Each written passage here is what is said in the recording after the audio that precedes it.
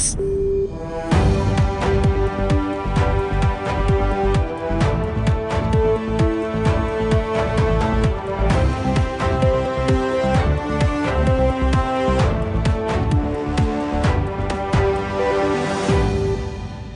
Buenos días, amigas, amigos. Estamos iniciando ya esta mañana de jueves 8 de abril. Bueno, el estado de excepción estará hasta el día viernes a la medianoche.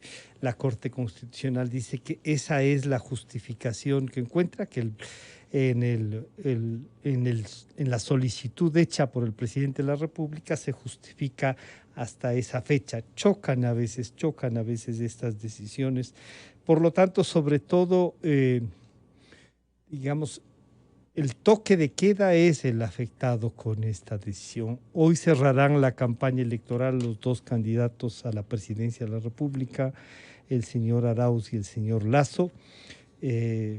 Son temas, ¿no?, que van como que se agota la campaña, pero hay que ver el espacio en el que se termina, cómo se puede evaluar esta segunda vuelta. Y para eso hemos invitado a dos analistas, al señor doctor José Hernández y al periodista y escritor Jorge Ortiz. A los dos, muchas gracias por acompañarnos.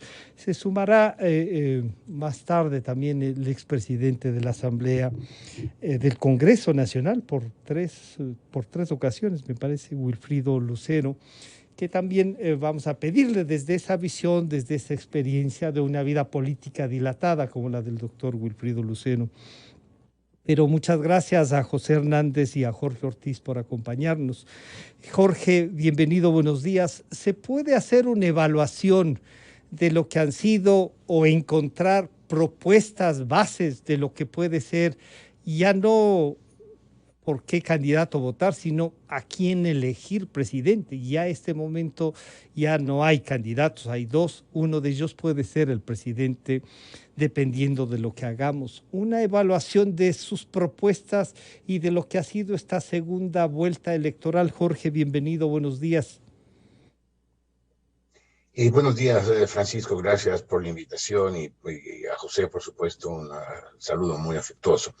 Pero yo creo que esta segunda vuelta electoral tuvo un hecho muy notorio, que fue el giro total de la campaña de Guillermo Lasso. Guillermo Lasso había hecho la campaña de la primera vuelta como un hombre experimentado, conocedor en especial de la economía, que tenía las fórmulas para sacar al Ecuador de la crisis y generar un ambiente en el cual nos pueda llegar pronto, terminada esta pandemia, una estabilidad y después una prosperidad en beneficio de todos los ecuatorianos.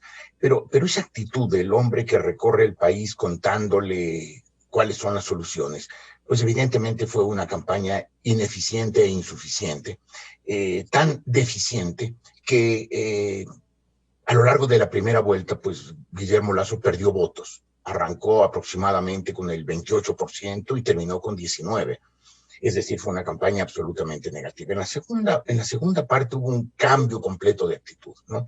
Un candidato que se acercaba a la gente, que le resolvía problemas específicos, que le decía o sea, dejó de hablar de la economía como una cosa macro, lejana, para hablarle de la economía micro, del problema de subsistencia diario de la gente. Y evidentemente hubo un cambio de actitud, la gente reaccionó. Creo que en esa reacción tuvo muchísimo que ver la gente, el ciudadano, el hombre que cuando vio que la primera vuelta era ganada por el correísmo, se alarmaba. La gente de buena memoria, pues sabe lo terribles que fueron esos 10 años y medio del correísmo. Primero por la división enorme que causó en el país, lo polarizó, lo enfrentó, lo volvió agrio, lo volvió un país conflictivo en lo político, además por la corrupción, por supuesto, pero sobre todo por la ineficiencia en el manejo de los recursos públicos. Y entonces esa gente angustiada por la posibilidad de que volviera el correísmo, se dedicó a ayudarle al candidato Lasso y le dio evidentemente un tono distinto, un tono ciudadano a la campaña de Guillermo Lasso. Mientras tanto, la campaña de Arauz, que había sido muy eficiente en la primera vuelta, de exprimir hasta el último voto las adhesiones a Rafael Correa que existen y que son aproximadamente un tercio del electorado nacional, todavía, inexplicablemente, pero así es. Y en la segunda vuelta, pues no encontró argumento, empezó a perderse, como que se le acabó el repertorio. Yo decía que es como uno de esos cantantes callejeros que saben 10 canciones, cuando se les pide la 11ª canción ya no la saben. Eso le pasó a Arauz. Dicho lo que había dicho en la primera vuelta, no tenía más que decir. Y además se lo vio perdido, se vio lo que es, un hombre sin méritos para ser presidente de la República. ¿Qué credencial puede sacar, aparte de ser el hombre de confianza, el mensajero, el recadero de Rafael Correa? Pues nada, no puede a lo largo de su vida mencionar un solo logro, un solo éxito, una sola realización. Con un agravante, estamos viendo un candidato que hizo unas alianzas peligrosísimas, me atrevería a decir que tenebrosas. Primero con Abdalá Bucaram. Podemos creer los ecuatorianos de nuestro sano juicio que Abdalá Bucaram apoya a Andrés Arauz por puro patriotismo, o si es que Andrés Arauz ganara la presidencia, le va a pedir algo a cambio. No somos tan ingenuos, no nacimos ayer, es evidente que tiene un compromiso con Abdalá Bucaram y tendrá que pagarle el apoyo. Lo mismo con Isidro Romero, el candidato que esperaba pegarse la borrachera del carajo el 11 de abril, pues seguramente se la pegará si gana a Andrés Arauz, porque sabe que le podrá pedir a Arauz algo que mejor no nos imaginamos que es. Y el tercero es Jaime Vargas y Leonidas Issa. Ellos son defensores del comunismo indoamericano y evidentemente su primer pedido será que les ayude el gobierno, como ya lo hizo Correa en su momento, tratando de destruir la CONAIE, para que ellos se tomen el movimiento indígena. Y tomado el movimiento indígena, empiecen a aplicar en el campo algunas de las medidas estas del comunismo indoamericano, de esta línea de sendero luminoso que proclaman. Podemos pensar, pues, que pocos días después de tomado el gobierno Andrés Arauz, si ese fuera el caso para el Ecuador, habrá una gran convulsión en el campo, porque esta gente pues no cree en la propiedad privada, cree en ese comunismo supuestamente originario de América Latina y querrán aplicar algo de esas recetas. Entonces, esas tres alianzas, con Abdalá Bucaram, con Isidro Romero y con los indígenas del comunismo indoamericano, le anticipan al Ecuador que el pago de ese apoyo por parte de Andrés Arauz sería tenebroso. Entonces, mientras un candidato se consolidaba, se volvía un hombre más cercano al pueblo, que ofrecía soluciones no solo macro, sino micro a los problemas de la gente, y que además adquiría un tono que facilitaba la comprensión de la gente. Tenemos otro candidato que, al haberse acabado el repertorio, optó por echar mano de unas alianzas tenebrosas que no le aseguran al país, más bien que le aseguran al país algo nada bueno si es que Andrés Arauz ganara. Y entonces saludar nuevamente a José Hernández. Gracias por acompañarnos, José.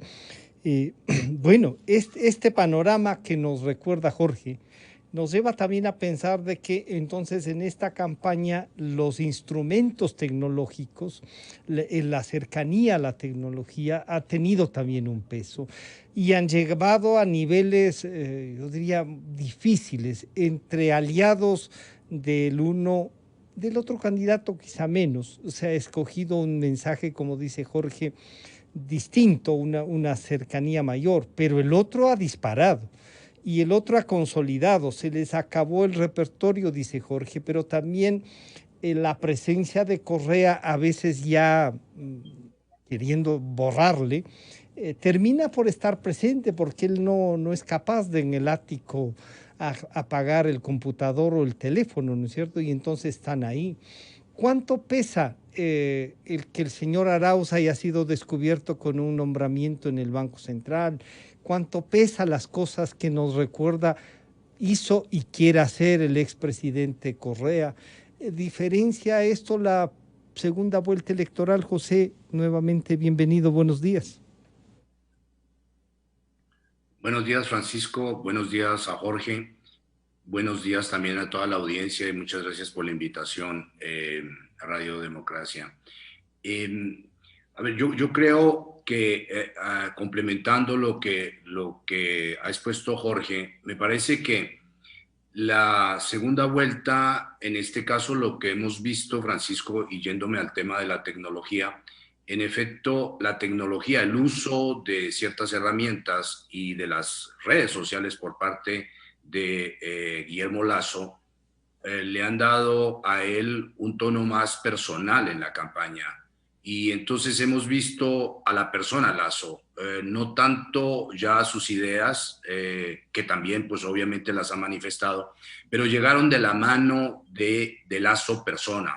Entonces vimos a un Lasso que se viste normalmente, dejó el traje, traje formal con el que lo habían vestido ya los estrategas al final de la primera campaña. Recordemos que así vino a Quito, las fotos con lazo interno, corbata, etcétera. Una cosa un poco absurda para una campaña electoral. Lo vimos suelto, informal, vestido como se viste al parecer en su casa los fines de semana. Ese Lasso capaz de sonreír, ese Lasso cercano a la gente, reunido y sobre todo con un lema que me parece que le ha dado sentido a su campaña, que es encontrémonos para dialogar, para hablar, para vernos, para pensar qué hacer por el país. Y entonces hay un Lasso que también estuvo dispuesto a oír. Ya no es Lasso que recita, sino que el Lasso que también oye, que hace de alguna manera la pausa, y ese Lasso finalmente construyó, gracias a TikTok, gracias a las herramientas tecnológicas, construyó una personalidad política, un sujeto político que ya no solamente habla del Estado, sino que se acerca y que de alguna manera la gente pudo ver la persona Lasso. Paralelo a eso, tenemos a Arauz, y a Arauz le fue mal en las redes. Hay que decir que Lasso, como se dice popularmente en redes, le dio sopa y seco, y entonces eso es importante. ¿Por qué? Porque ese es un entronque con la sociedad que permite precisamente la cercanía, es decir, a tenerla a los candidatos en el teléfono. Y me parece que Arauz perdió esta vez en ese sentido. No lograron hacerlo, y cuando lograron hacerlo, gracias a las tendencias o a los hashtags que lograron ellos poner en redes, lo hicieron mal, porque lo hicieron por campaña sucia. Entonces, hay la aparición, digamos, entre comillas, positiva de un candidato que se muestra él, que es cercano, que está dispuesto a oír, que hace la pausa, que es como todo el mundo, es decir, con su esposa, pero que comparte su familia en la campaña, pero que se sienta a escuchar. Hay esta mesa con estas flechas que indican ese diálogo. Hay unas simbologías que me parece que llegaron a la campaña de Lasso, que le ayudaron a complementar el discurso que él había tenido en la primera vuelta, y que por supuesto era frío, más distante, más institucional si se quiere, pero que no hablaba de la persona. El Arauz, contrariamente a eso, uno, no llega a la gente, no aparece en las redes, no se le ve acompañado de gente, no hay ese calor, digamos, que puede presentar la familia cercana, no aparece. Y me parece que cuando él se acerca a la gente, lo que vemos es campaña sucia. Y lo que le llega a la gente en el teléfono de parte del correísmo es campaña sucia. Entonces me parece que Arauz, en efecto, no solo perdió el hecho del libreto, sino que no supo en la estrategia, no supo de alguna manera llenar lo que quitaba. Quitaron a Correa y no supieron qué poner. quitaron a Correa de la imagen y llegó una imagen de una fábrica, un par de cubos, parecía una empresa de construcción. Quitaron al señor Correa y Arauz empezó a inventarse una biografía y esa biografía terminó siendo falsa. Entonces tenemos un Arauz que es que no logra construir un perfil, una persona, no logra, y cuando lo construye finalmente es con retazos que fácilmente son desmentibles. Entonces hay ahí una construcción mentirosa y entonces Pero Arauz no logró la gente reponerse, sí me parece. descubrió que esa parte no es cierta, de que hay una campaña sucia, de que Arauz ha intentado vendernos, como se dice, gato por liebre. Más que eso, es que Francisco, la campaña de Arauz quiso posicionar, por ejemplo, lamentablemente para Arauz, y eso es lo que ha dado lugar a que se pueda decir que eventualmente están desesperados, ¿no? Y eso ha aparecido en redes y ha aparecido un poco en el ámbito público. ¿Por qué? Porque las señales que dieron, así como la primera etapa, hubo unas señales de ¿qué queremos? Regresar al pasado, meter de nuevo a Correa, completar lo que no hicieron, quedarse 30 o 50 años. O sea, la primera etapa estuvo hecha de certezas, por supuesto, arcaicas del pasado y que recuerdan malos momentos para el país, pero certezas al fin y al cabo. Hablaban a un electorado duro, a un electorado creyente, fervoroso, ¿no es cierto? A ese electorado le estaban hablando. Sale de ahí Arauz y empieza un poco la conquista, la cacería de votos del señor Hervas y el señor Yacu Pérez, y ahí está perdido Arauz, porque él para eso tiene que quitarse la figura de Correa de encima, esta lápida que le pesa con la cual el señor transita, y finalmente trata de quitarse la lápida, pero no encuentra algo que ponerse encima. Y entonces Correa se da cuenta y se dan cuenta y Correa vuelve y aparece. Entonces es una campaña que es absolutamente errática en la segunda parte, contradictoria, una campaña en la cual él quiso construirse un perfil y ese perfil no lo logra calzar porque dice cosas que la gente va a mirar en su biografía. ¿Cuándo se fue del Banco Central? ¿Cómo fue que se fue del Banco Central? ¿Le pagaron o no le pagaron en el Banco Central? Para coger solo ese ejemplo. Pero, y se dan cuenta que no calza. Dice que él no firmó un papel y sí lo firmó. Él dice que finalmente no está en la campaña sucia, pero todo lo que hay alrededor es campaña sucia. Entonces, me parece que Arauz fue errática la segunda etapa, la segunda vuelta, y eso tal vez explica, Francisco, la subida en cifras del señor Lasso, el estancamiento de su campaña, el hecho de que se haya podido hablar de que estaban empatados técnicamente o que eventualmente Lasso estaba por encima, en fin, esos datos con los cuales no se pueden dar las cifras, pero lo que dice esa segunda campaña es que Arauz le fue mal, definitivamente, porque era una campaña que se esperaba de 33, casi 33%, llegara fácilmente al 50%. Y parece que esto lo logró más fácilmente, o lo está logrando más fácilmente Guillermo Lasso que Andrés Arauz, claro. Y entonces ahí, Jorge, no hay que olvidar, claro, que al señor Lasso primero tenía que remontar esos casi 13 puntos, como nos recuerda José. Tenía que remontar eso y además de remontarlo, acercarse a ese 50%. Entonces era una campaña más difícil, pero esa transformación, la dureza entonces de la candidatura, esta parte dura que consigue consolidar en la primera vuelta, como nos recuerda José, termina con este quiebre en el debate, Jorge, con el Andrés no mientas otra vez y una cadena después de comprobaciones de que nos había mentido y nos había mentido al país, ¿no es cierto? Y eso tiene un peso. Y después también el decantarse del señor Hervas, de una parte, de nada menos que doña Vilna Cedeño, la candidata a vicepresidenta del doctor Pérez. ¿esas cosas también han ido consolidando o también tiene un peso, Jorge, ese porcentaje alto de los ecuatorianos que decían no más a esto y que se reflejó en la primera vuelta en variados candidatos, Jorge? Sin duda, Francisco, yo creo que hay mucho de eso. Guillermo Lasso pues arrancó la segunda vuelta en una situación claramente desfavorable. Tenía no solamente 13 puntos debajo, 1,5 millones de votos por debajo de Arauz, sino que además tenía la imagen de un hombre que no tenía capacidad de remontar. Al día siguiente de la primera vuelta, la gente decía, volvió el correísmo, esto es una catástrofe, porque no hay manera de que Lasso remonte, y remontó.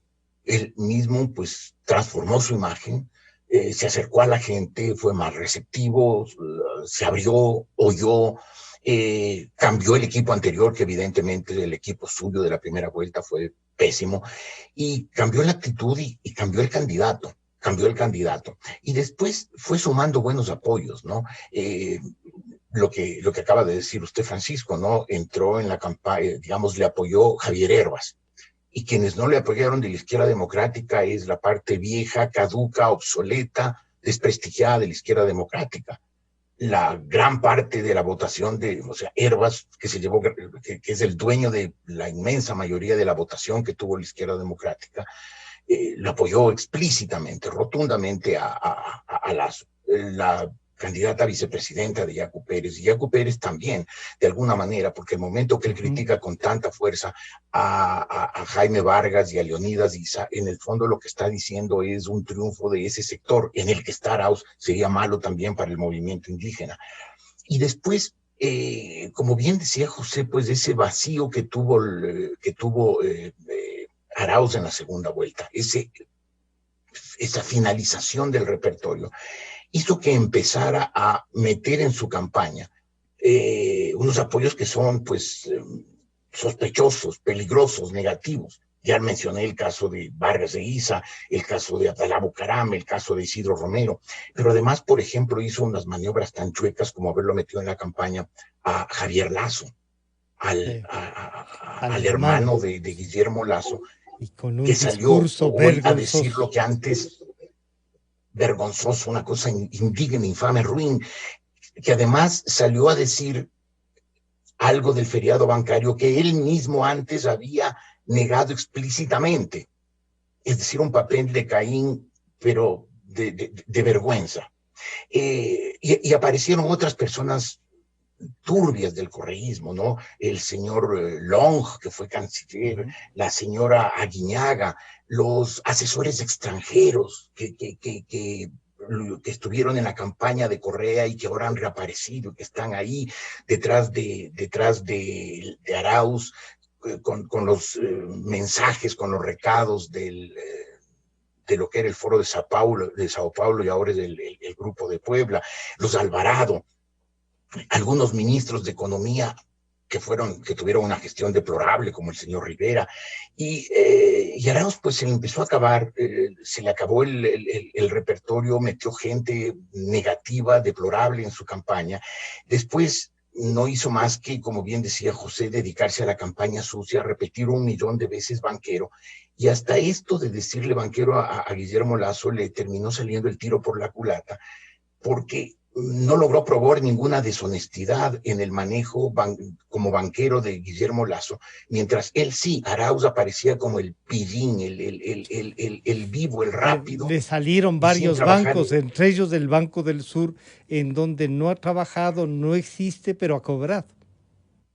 Ha cobrado y muy buena plata. Estamos hablando de más de medio millón de dólares de salarios y un retiro, una indemnización de 27,000 y tantos dólares. Es decir, todo le salió mal. Ahora, hay un buen sector del país que todavía tiene ciertos prejuicios demasiado arraigados, prejuicios en los cuales está muy marcado, por supuesto, el recuerdo del feriado bancario, en que la banca ecuatoriana tuvo un papel como corporación negativo. Mucha gente salió perjudicada, se perdieron muchos millones de dólares de ahorro, aunque el señor Lasso como ha quedado demostrado, no tuvo nada que ver en eso y no se benefició. Eso estuvo claro en el informe de la comisión que nombró Correa y que encabezó por designación de Correa Eduardo Valencia, y que después de estudiar minuciosamente la crisis bancaria llegó a esa conclusión. Lasso no tuvo nada que ver en eso.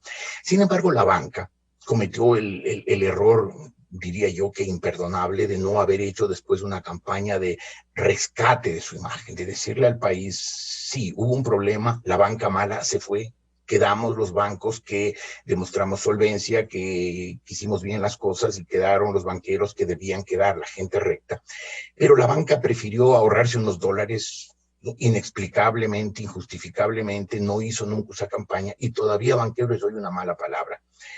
Tan mala palabra que fue el único argumento de Arauz contra Lasso en la segunda vuelta. Una campaña muy pobre, muy escasa, tan pobre y tan escasa que ese 1,5 millones de votos de distancia, que parecía irremontable al día siguiente de la primera vuelta, se remontó con rapidez. Y si bien no podemos dar datos, es evidente que esos 13 puntos de diferencia a favor de Arauz ya no existen, y que más bien parecería que hay un par de puntos a favor del señor Lasso, y sobre todo que la tendencia es clara. Parecería que Lasso se consolida significativamente mientras Arauz se va quedando, aunque hay que decirlo, el día de la terminación de la campaña, la elección está todavía muy reñida, cada voto contará, y por eso tenemos que, y esto como una exhortación mía final, tenemos que pedir al Consejo Nacional Electoral, sobre todo a las personas conocidos, honorables de ese grupo, encabezado desde mi punto de vista, desde luego, por el doctor Luis Verde Soto, que le pongan mucho empeño para que el escrutinio sea claro, de manera que no haya posibilidades de denuncias de fraude y de manipulaciones que generen una controversia grave, y que hagan que el nuevo presidente empiece su gobierno cuestionado y en medio de tormentas. Claro, entonces, José, ya no solo hay que ir a votar y comprometerse en el voto, yo diría de lado y lado, hay que ir a votar, porque esta es la definición, y con lo que ustedes han analizado, ¿queda algo más por enterarnos en estos 2 días? ¿Habrá algo que pueda determinar? No sé, se habla de que ya muy poco es lo que Jorge nos recuerda, de que todavía están con eso, pero mucha gente ha valorado lo que ustedes dos también han valorado, que el señor Lasso se transformó en la persona Guillermo Lasso, y esa persona ha peleado 12 años y las peleó, y incluso muchos, y él mismo ha dicho: yo gané las elecciones y nos lo impusieron al presidente Moreno. Y claro, y ahora dicen que no, pues usted ya no es.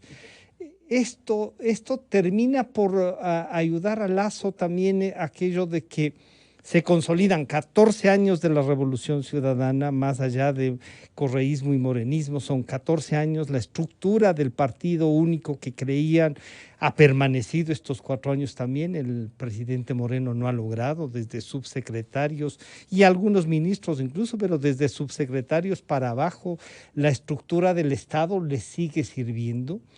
Y también me gustaría una reflexión, José, de esta parte de que dice Jorge, ¿no? Hay que pedirle al Consejo Nacional Electoral, no sé, primero que no vayan a hacer un exipol o un conteo rápido, no, que vayan ingresando las actas y que los vayamos siguiendo, que no alteren, que a nadie se le ocurra decir, no, que vayan siguiendo, al fin y al cabo es una sola papeleta, José. A ver, Francisco, sí, hay algunas cosas que son importantes en el planteamiento tuyo. Yo haría una cuestión que sí aquí fundamental, y es el tema de lo que es ahorita la coyuntura de cómo va a cerrar la campaña frente al tema estructural, al tema de fondo para el país. Y parece que estos días que faltan para la campaña sí pueden dar lugar a algunas cosas, porque finalmente cada uno puede decantar en su fuero interno, en su casa, puede decantar lo que ha visto. Y hay temas que tú planteaste que pasan por 14 años, o 10, 14. La idea ahí, Francisco, es el país está conociendo desde hace 14 años, está instalado, está sentado, está parqueado en una fractura para el país. Y esta fractura es lo que ha hecho el correísmo versus lo que debería ser la democracia en el país.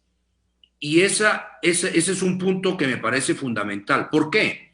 Porque para todos los temas que cada ciudadano tiene que resolver, que aspira a resolver, que aspira a que el nuevo gobierno le dé una respuesta, para cada uno de esos temas se requiere no solo un nuevo presidente, se requiere un ambiente, se requiere un estado de espíritu en el país, se requiere un estado de espíritu político en el país, se requiere también una lucidez para saber qué va a ser la opinión frente a la clase política, frente a la asamblea, frente a ese nuevo presidente. Bien, la pregunta aquí es, ¿cuáles serían las condiciones que favorecen la respuesta y una respuesta efectiva, concreta, dinámica a esas preguntas que la gente tiene? Las vamos a poder responder como sociedad anclando o trabajando, profundizando la herida que tenemos en el país, esta lucha contra un poder autoritario, contra un señor, contra un caudillo, contra gente que no quiere dar transparencia, que no les interesa, que cuando se les piden cuentas dicen que son perseguidos políticos, etcétera. Vamos a tener mejores condiciones anclando esa ruta o cerrando esa página. Y me parece que eso es un tema ahí fundamental para el país. ¿Y quién está en la posibilidad de cerrar esa fractura, Francisco?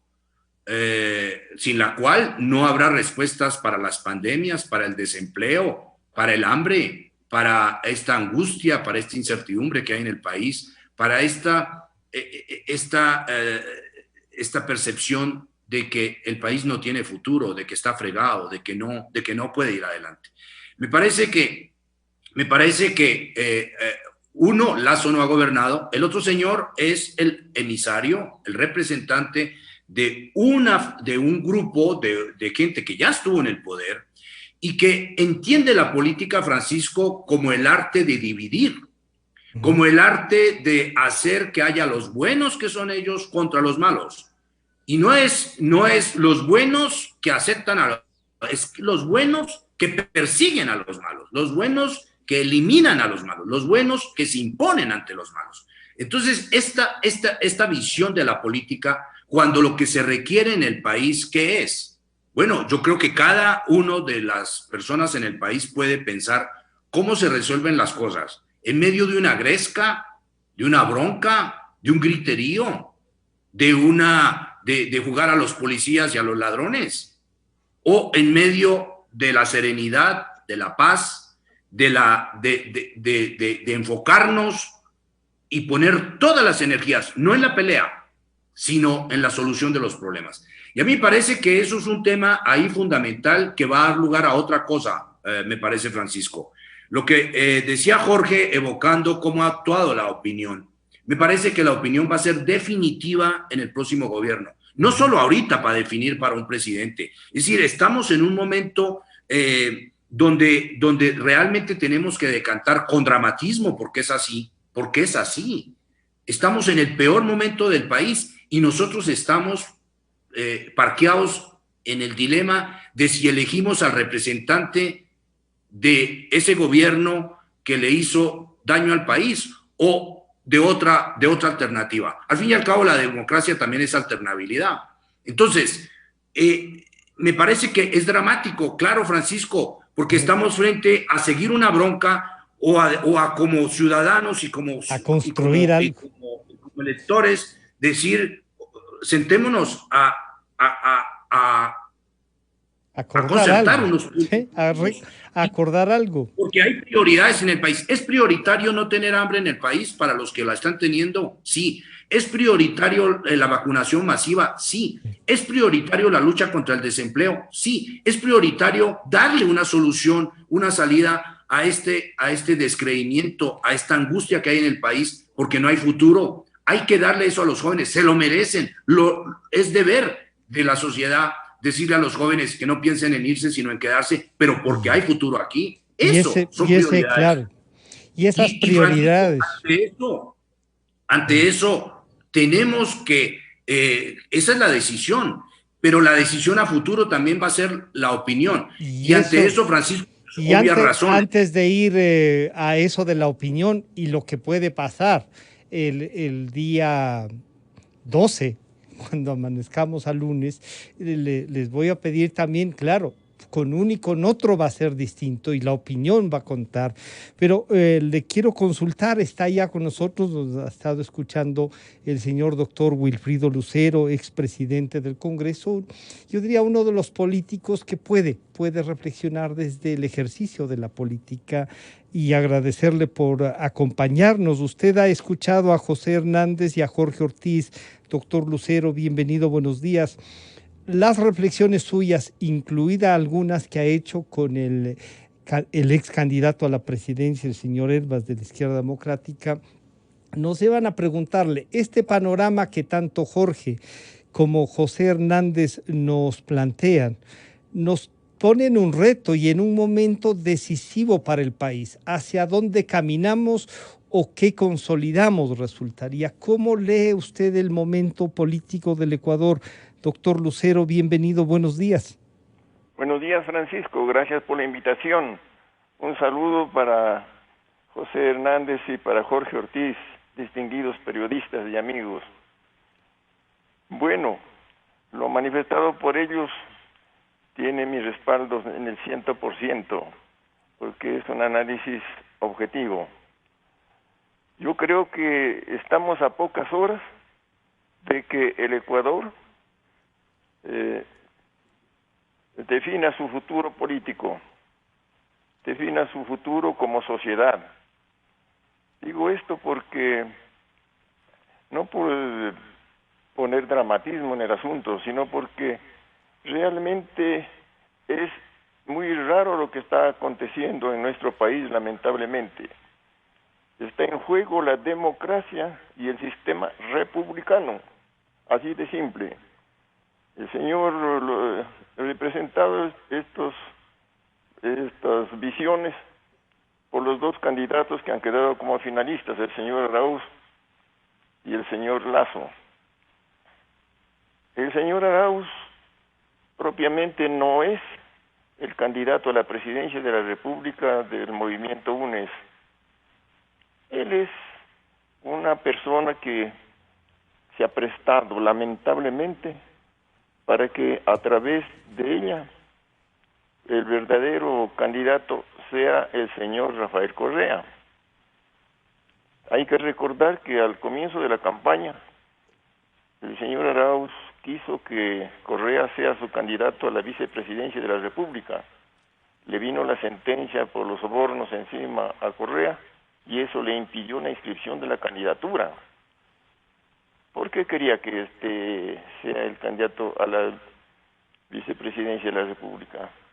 Para dejarlo luego pues en el ejercicio de la presidencia, modificando en 24 horas la Carta Constitucional, porque para ellos pues no hay norma que se respete, así lo demostraron en el pasado. En cambio pues la candidatura del señor Guillermo Lasso es una candidatura pues democrática, así se ha expresado durante todo el tiempo y esperamos pues que los resultados que hayan dentro de pocas horas pues sean favorables para el afianzamiento democrático y republicano del Ecuador.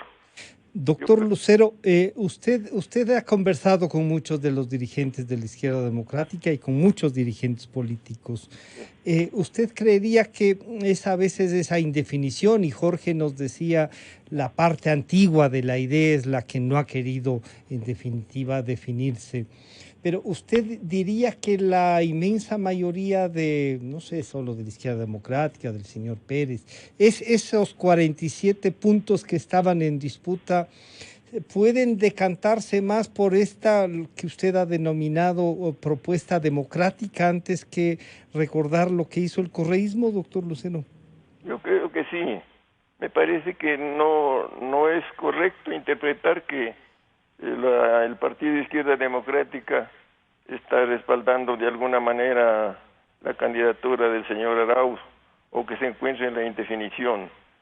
Más bien es lo contrario, la dirigencia histórica y todos los dirigentes que están actuando en las provincias con los que se ha podido establecer contacto y los militantes están de acuerdo en apoyar a la candidatura del señor Guillermo Lasso.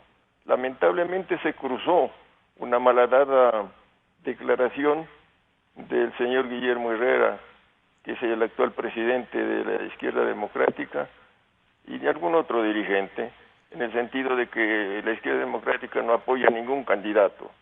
No, yo creo que la Izquierda Democrática no puede volver a ser lo que alguna vez se denominó como partido avestruz, que mete la cabeza debajo de la tierra, cuando en este momento es que el país necesita que lo salvemos, necesita definiciones claras, necesita que defendamos la democracia, la institucionalidad del país, a menos que se quiera que volvamos pues a la época del saqueo de los recursos del Estado, de la terminación de las libertades públicas y privadas, de la persecución a medios de comunicación y a periodistas, de persecución y encarcelamiento a todos aquellos que no pensaban igual que el correísmo que estuvo más de 10 años en el poder.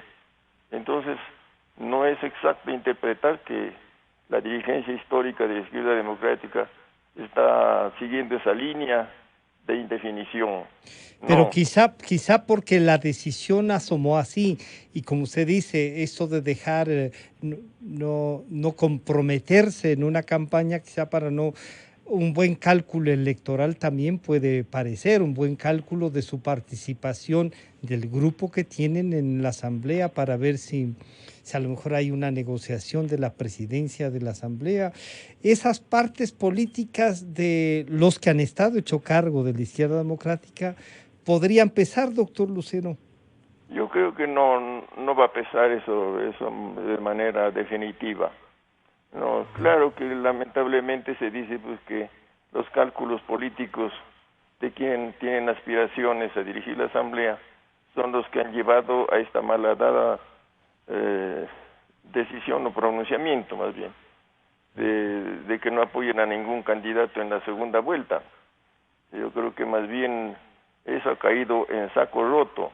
El señor Javier Herbas hizo una declaración muy clara, manifestando que cuando ya era ex candidato, a los pocos días, manifestando que jamás podría apoyar al autoritarismo, a la corrupción, a la terminación de la institucionalidad en el Ecuador, para que vuelva eso a ser gobierno, y que por consiguiente él estará pues apoyando la otra posición, la posición democrática.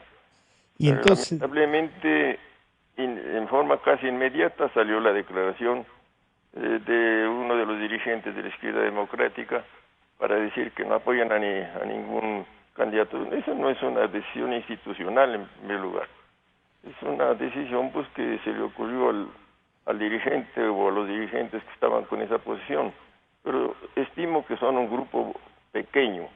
El Partido Izquierda Democrática no puede esconder su responsabilidad en un momento crucial e histórico para el futuro democrático y republicano del Ecuador. Entonces, permítame ir donde Jorge para plantearle a Jorge Ortiz esta reflexión que hace el señor doctor Lucero, analizando la parte de la Izquierda Democrática y analizando las condiciones del país, Jorge, nos lleva a pensar que sí, que estas definiciones que tanto José como usted, Jorge, nos han planteado, son definiciones históricas que no permiten de aquí me hago a un lado, verán lo que hace y ya después nos volvemos a encontrar. Es el momento, como ustedes lo han dicho, sin dramatismo, pero es el momento en el que la decisión cuenta, más allá, incluso parecería más allá del partido o del movimiento que esté, Jorge. Sin duda, José fue muy claro cuando dijo que este es un momento decisivo, absolutamente crucial en la historia del Ecuador. Yo creo que ha habido pocas veces en la historia de este país en que hemos estado en una decisión tan importante. Quizás en 1830, cuando el Ecuador se separaba de la Gran Colombia, había la disyuntiva quién sería nuestro primer presidente, el general Flores o el mariscal Sucre. A Sucre finalmente lo mataron cerca de Pasto y no llegó y fue Flores.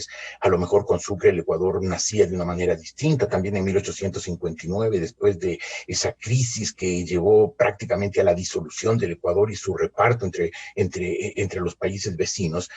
Pues la decisión del presidente García Moreno de asumir el poder y de unificar el país, pues fue crucial y salvó al Ecuador. Y quizás un tercer momento crucial fue la Revolución Juliana de 1925, en que había que arrebatarle el poder a ese grupo oligárquico guayaquileño que se había apoderado del país y que era, incluso tenía el monopolio de la emisión monetaria. Creo que después de eso no ha habido un momento tan crucial como este, porque yo creo que el Ecuador hoy se juega, como bien lo ha dicho el doctor Lucero, su destino, como bien lo ha dicho varias veces con gran énfasis José Hernández. Y es que no es una cosa abstracta, no es cosa de decir vamos a salvar la democracia, la institucionalidad, es una cosa concreta. Veamos, si me permite, Francisco. Por supuesto. Gana Arauz. Perdón.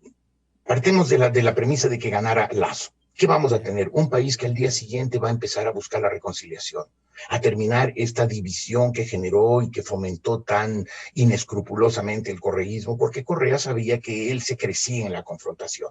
Tendríamos un intento del señor Lasso por generar la reconciliación, por buscar acuerdos, por buscar consensos, por encontrarnos los ecuatorianos y hacer un país en capacidad de enfrentar tanto la crisis económica como la crisis sanitaria unidos. ¿Qué pasaría en cambio si gana el señor Arauz? El señor Arauz tiene que traerlo al señor Correa. Tiene que ha ofrecido una asamblea constituyente.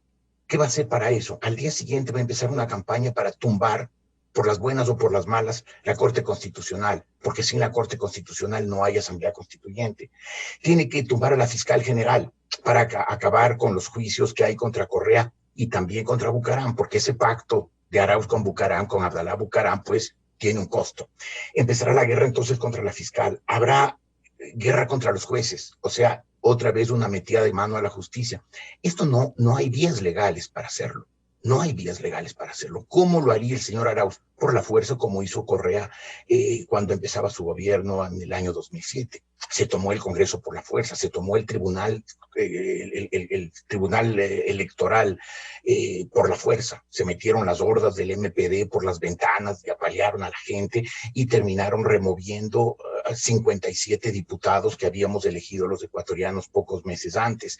Es decir, todos esos episodios de violencia que vivió el Ecuador en el 2007 se repetirían de inmediato, porque si no, el correísmo, Arauz no podría concretar sus planes. Y después, en el campo, tendría que pagarles el precio del apoyo al señor Vargas de Izas, a estos que se declaran comunistas indoamericanos, que obviamente querrían generar un alboroto en el campo fuerte, dramático, posiblemente violento, para arrebatarle la conducción del movimiento indígena a los pragmáticos que encabeza Yacu Pérez. Entonces, no es una elección abstracta entre instituciones, democracia, pueblo, renovación, no. Estamos viendo que al día siguiente habría al día siguiente de la elección, si el país opta por una opción o por otra, tendríamos un clima social completamente distinto. Lasso buscando la reconciliación, el acuerdo, la unidad para poder gobernar, porque si no lo logra, tendría muy difícil gobernar. Y Arauz tratando de buscar la guerra, meterle la mano a la justicia por las malas, porque por las buenas no hay caminos, y generando un ambiente de confrontación que es el ambiente que siempre le ha convenido al correísmo para sus afanes políticos. Es decir, estamos viendo dos circunstancias muy distintas. Por eso me parece que oírle al doctor Wilfrido Lucero, con toda su sabiduría, con toda su experiencia, con toda eso que siempre transmitió, la sensación de un hombre sereno, sensato, reflexivo, de decir la izquierda democrática debe, como partido, quienes votaron por Arauz deben votar por Guillermo Lasso, me parece que es un llamado muy importante que el país debe acoger, porque el intento que hizo el señor Herrera y la señora Vilma Andrade por convertir a la izquierda democrática o reconvertirla en esa avestruz que en medio de la tormenta mete la cabeza en la arena, pues fue una jugada muy mala, muy perjudicial para la izquierda democrática, muy negativa para las aspiraciones políticas muy legítimas del señor Herbas. Y tratar de que la izquierda democrática, un partido que tuvo la votación que tuvo, más que la izquierda democrática, Herbas tuvo la votación que tuvo, convertir en un candidato que mira para otro lado y que no se da cuenta cuál es la situación del país en una encrucijada como la que se encuentra, pues fue una maniobra muy pobre, muy deplorable. Y creo que esta aclaración que nos ha hecho el doctor Lucero de que la izquierda democrática, de que sus bases, su gente, sus votantes, ese 1.800.000 votos que apoyaron, 1.800.000 personas que votaron por Herbas, deben estar por la candidatura de Guillermo Lasso, me parece que es un llamado muy positivo, muy oportuno, muy necesario, porque, insisto, no va a ser el mismo país si gana Arauz, si gana Lasso. El uno es el llamado a la guerra, el otro es el llamado a la reconciliación. Claro, y entonces José, al observar esto, siempre un modelo tiene unos enemigos, y no solo unos enemigos a los que hay que ganarles en las elecciones, sino a los que hay que exterminarlos, a los que hay que sacarlos. Y esto podemos encontrarnos el día lunes dependiendo de lo que pase. ¿Cuál sería entonces, no solo por lo que nos ha dicho el señor doctor Lucero y lo que ustedes nos han dicho, tanto Jorge Ortiz como José Hernández, cuál es entonces esta visión de un Ecuador después del 11, José? Gracias, Francisco. Saludo al doctor Lucero y comparto el análisis de Jorge sobre el llamado de él, hombre sereno, ponderado, tranquilo, pero siempre pensando en el país. Me parece que esta responsabilidad que se echaron encima Guillermo Herrera y Vilma Andrade, me parece que hay que repetirlo con nombre propio muchas veces, porque es gente que le está dando la vuelta, la espalda por intereses absolutamente pequeños, personales a la situación y a la decisión fundamental que debe tomar el país. Ahora, Francisco, cuando tú dices esta gente que piensa en el enemigo, mira, el populismo, Francisco, esto no es un tema de malas personas, que además pueden serlo, pero esto no es un tema de malas personas. El populismo, el autoritarismo, requiere la división, requiere la guerra, porque ¿cómo si no? ¿Basados en qué van a imponerse? Es basados en que se declaran buenos. Entonces, si se declaran buenos, tiene que haber un malo. Si no, ¿cómo generan todos estos grupos inquisidores para perseguir a los otros? ¿Cómo? ¿Basados en qué? Tienen que dividir, Francisco. Tienen que autoproclamarse los buenos. Tienen que autoproclamarse ellos como los representantes del pueblo. Y a nombre del pueblo hacer lo que se les antoja. Entonces, la división que vimos en Correa, ricos, pobres, pelucones contra los otros, antipatriotas contra los patriotas, revolucionarios contra los otros, es normal, Francisco. Estos que decían que estaban subidos en la locomotora de la historia frente a los otros. Eso es normal, Francisco. Entonces, ellos van a propiciar, reitero, al margen de que sean malas personas o no, al margen de eso, van a propiciar la división, de eso viven, es que ese es el sistema. Entonces, el país tiene que aquilatar eso, Francisco. Ahí viene el tema de la opinión. El tema de la opinión es fundamental. ¿Por qué, Francisco? Porque si llegase a ganar, ellos vamos a tener que volver a defender lo que tanto hemos defendido. Y si llegase a ganar Lasso, vamos a tener que trabajar con todo el país, no por Lasso, por el país, porque si no hay un ambiente de responsabilidad, un ambiente visionario, un ambiente de estar alerta de que hay ecuatorianos que tienen hambre, de que hay ecuatorianos que no tienen empleo. Bueno, Francisco, esto se puede volver como dicen los argentinos, un quilombo. Es decir, el país puede entrar en un en un colapso. Si no nos ocupamos de los pobres, si el país no se ocupa de los problemas que hay, que son tan urgentes, Francisco, esto no va a tener salida. Entonces, la única forma de que el país tenga salida es creando un ambiente propicio para la responsabilidad, propicio para el diálogo, propicio para la conciliación, propicio para el consenso. Y eso no lo da el populismo ni el autoritarismo, porque ellos requieren exactamente lo contrario. Claro. Señor doctor Lucero, le pido entonces una reflexión final para este diálogo que hemos mantenido con el doctor José Hernández y el periodista y escritor Jorge Ortiz. Una reflexión para que la ciudadanía no solo acuda a votar, es indispensable que acudan a votar, pero que reflexione sobre esto que ustedes lo han hecho públicamente. Doctor Lucero. Sí, yo creo que el país debe tener muy presente que el señor Arauz es solamente un parapeto del correísmo. Seguramente los correístas ya estarán haciendo maletas desde el exterior, desde Bélgica y de todos los países donde están prófugos, y para poder regresar acá, y como se ha dicho, en 24 horas, en 15 días máximo, estarán saliendo de las cárceles los que están detenidos, con el argumento de que son presos, anularán todos los juicios, y en definitiva el que va a tener el poder es Correa. Se va a cumplir aquel eslogan de Arauz a la presidencia, Correa al poder, en el hipotético caso de que ellos triunfaran. Y la persecución será implacable, como ya lo ha dicho expresamente y casi todos los días el señor Correa en sus declaraciones que hace a los diferentes medios de comunicación. Entonces, yo creo que el país tiene que reflexionar y saber que los problemas tan graves que tiene el Ecuador ahora, gravísimos, como se ha señalado por parte de José Hernández, necesitan el concurso de todos y cada uno de los ecuatorianos. No solamente el presidente de la República puede ser el responsable de la solución de semejantes problemas y de la gran complejidad que estos tienen. Tenemos que arrimar el hombro todos los ecuatorianos, empresarios, trabajadores, sector público, sector privado. Pero para eso, como se ha dicho, se necesita un ambiente de reconciliación y de concordia, de entendimiento entre los ecuatorianos, que no somos tan proclives a entendernos.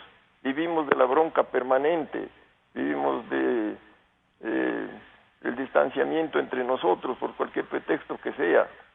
Entonces ahora ha llegado el momento de corresponsabilizarnos de la solución de los principales problemas que aquejan al Ecuador.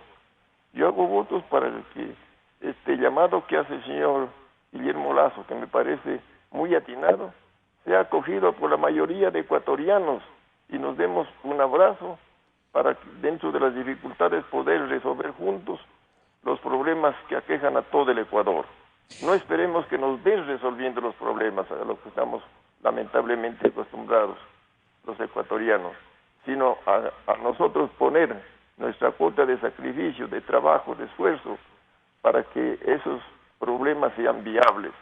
Nada de odios entre nosotros, pero caramba, si permitimos que aquel que destila odio desde Bélgica todos los días vuelva a gobernar, pues entonces, como se ha dicho por parte de José Hernández también, seguiremos pues en la bronca permanente y así no se solucionan los problemas en una hora realmente trágica para el Ecuador. Ojalá que la conciencia y la mente de los ecuatorianos se ilumine el día domingo para que voten por salvar al Ecuador, para que pueda vivir en un sistema democrático, republicano y de solidaridad. Muchísimas gracias. Quiero agradecer al doctor José Hernández, al periodista y escritor Jorge Ortiz y al doctor Wilfrido Lucero. Muchísimas gracias por acompañarnos, Jorge, José y Wilfrido. Un gusto saludarles. Un buen día. Han estado con nosotros el doctor José Hernández, el periodista y escritor Jorge Ortiz y el expresidente del Congreso de su larga trayectoria política, el doctor Wilfrido Lucero Bolaños. Enseguida volvemos.